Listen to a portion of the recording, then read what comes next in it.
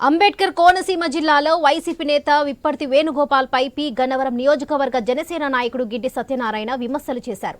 జెడ్పీటీసీగా ఎన్నికై అధికారంలో ఉన్న మీరు సొంత మండలమైన పి గన్నవరంలో రోడ్లు వేయించలేదన్నారు.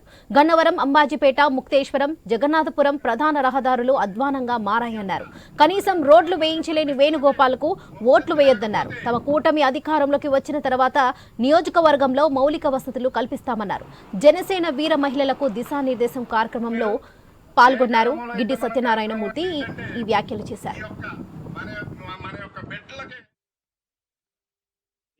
నియోజకవర్గంలో గన్నవరం నుండి అంబాజీపేట వెళ్లే రోడ్డు చాలా అధ్వానంగా ఉన్నది.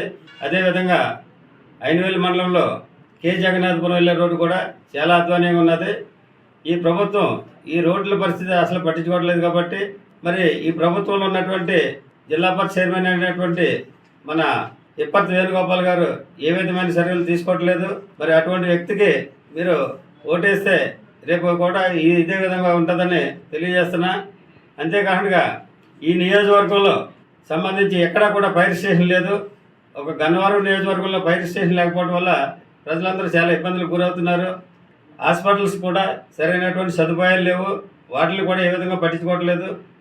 ఇవన్నీ కూడా మేము కొత్త ప్రభుత్వం ఏర్పడిన తర్వాత తప్పనిసరిగా పరిశీలిస్తామని, మేము మంచి డెవలప్మెంట్ చూపిస్తామని, మీరందరూ జనసేన పార్టీ ఓటేసి మమ్మల్ని గెలిపిస్తే తప్పనిసరిగా డెవలప్మెంట్ చూపిస్తామని